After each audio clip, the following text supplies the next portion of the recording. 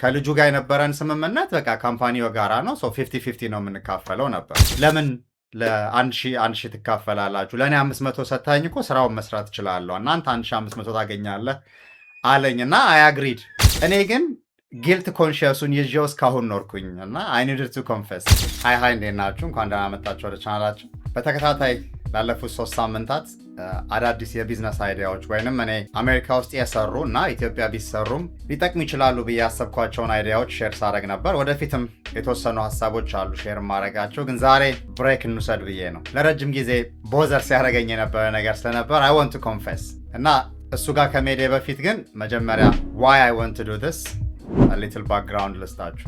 ከዚህ በፊት ኢትስ ቢን ሎንግ ታይም ሆኖታል። አሁን ግን አንድ ኢንተርቪው ላይ የሸገር ኢንተርቪው ላይ መሰለኝ አንድ ሰውዬ ሲናገር ሰማው። ስለ ሌላ ሰው ነው የሚያወራው እና ሰውየው የአዲስ አበባ ዩኒቨርሲቲ ፕሮፌሰር መሰለኝ እና እንግዶች ይመጡበትና እንግዶቹን ለማስተናገድ ወደ ሀረር መስመር ይሄዳል እና እሱ የሀረር ሰው ነው እና እዛ አካባቢ ለእነሱ የሚያሳየው ነገር ስለነበረ እሱን ሊያሳያቸው ይሄዳል እና እንግዶቹ ይመስለኛል የውጭ ሰዎች ናቸው፣ ነጮች ናቸው እና እነሱን ይዟቸው ሄዶ አሳይቷቸው ምናምን ሲመለስ በሱ ከተማ እሱ ተወልዶ ባደገበት ከተማ እያለፉ ነበር እና ልክ እዛ ከተማ ጋር ሲደርሱ ሰውየው የሆነ ነገር ያይና ቆይ ሹፌር እዚህ ጋር አቁምልኝ ይለዋል። ከዛ እዛ ጋር ያስቆመውና ሰዎቹን ይዞ ይወርዳል። ኑ ማስተዋወቃችሁ ሰው አለ ብሎ ይዟቸው ይሄድና መንገድ ላይ ጠጥቶ ሰክሮ መንገድ ላይ ወድቆ ወይም መንገድ ላይ ተኝቶ አንድ ሰው እያለና ይወስዳቸውና እሱ ጋር ይቀሰቅሰውና ይኸውላችሁ ተዋወቁት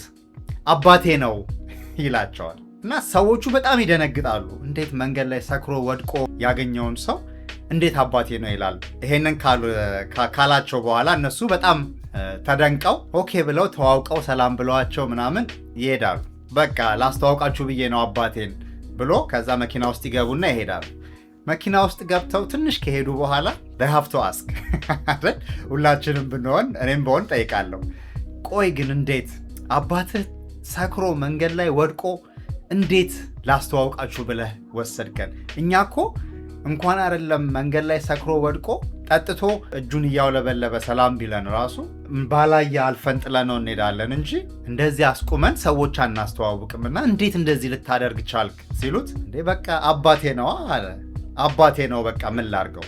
እና ይሄንን ታሪክ ቆይቷል ከሰማሁትና ይሄንን ከዚህ በፊት አይ ቲንክ ሌላም ነገር ላይ ሰምቼዋለሁ።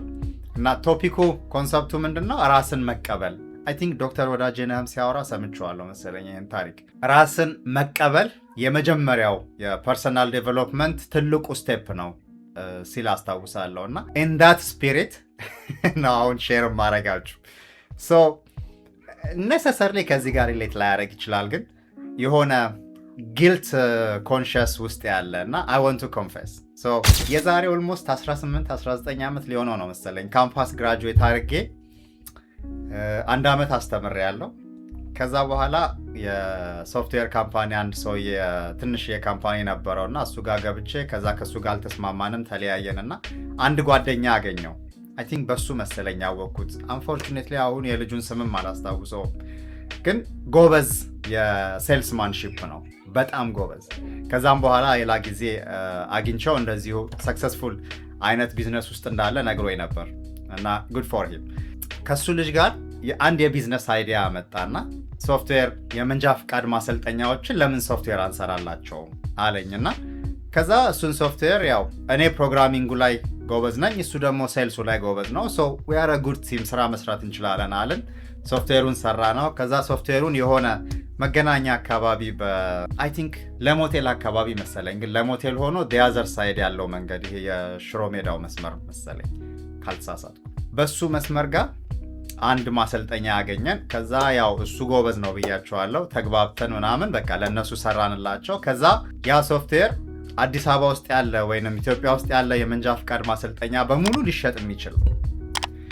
ከዛ ከሱ ጋር 2-3 ቦታ አብረን ሸጥንና ከዛ በኋላ እኔ ከዳሁት እና ላይክ በሰዓቱ የሌላ አብሮኝ መስራት የነበረበት ሰው ነበረ። ከዛ ሰው ጋር ብሰራ ያንን ሰው ሰፖርት አደርገዋለሁ። ላይክ ሄዶ ሰዎቹን አናግሮ ኮንቪንስ አድርጎ ስራውን ሲሰራ ከስራው ላይ የተወሰነ ኮሚሽን ያገኛል። ከልጁ ጋር የነበረን ስምምነት በቃ ካምፓኒው ጋራ ነው። 50-50 ነው የምንካፈለው ነበር። ከዛ ግን ያ ሶፍትዌር አንድ ጊዜ ገበያ ካገኘ በኋላ ሌላኛው ሰው 2000 ብር የሚሸጥ ቢሆን 1000 ነው የምንካፈለው ማለት ነው። እና ያኛው ሰው ለምን ለ1000 ትካፈላላችሁ? ለእኔ 500 ሰታኝ እኮ ስራውን መስራት እችላለሁ፣ እናንተ 1500 ታገኛለህ አለኝ። እና አያግሪድ። ለረጅም ጊዜ ሳስበው በጣም ሰልፊሽ ውሳኔ እንደወሰንኩና ያንን ልጅ እንዳስቀየምኩት ይሰማኛል። እንዳልኳችሁ ቅድም እሱ ከዛ በኋላ የተሻለ ሰክሰስፉል የሆነ ቢዝነስ ውስጥ ነው ያለው፣ ከኔ የተሻለ ላይፍ ላይ ነው ያለው። እግዚአብሔር ይመስገን። እኔ ግን ጊልት ኮንሽየሱን ይዤው እስካሁን ኖርኩኝ እና I needed to confess። ይህንን ሼር ማድረጋችሁ I don't need any pity, just I want to confess። እና በቃ ዛሬ ሼር ላደርጋችሁ የፈለግኩት ይሄ ነው። በሚቀጥለው ሳምንት ሌላ የቢዝነስ አይዲያ ይዤላችሁ እመጣለሁ። እስከዛው መልካም ሳምንት።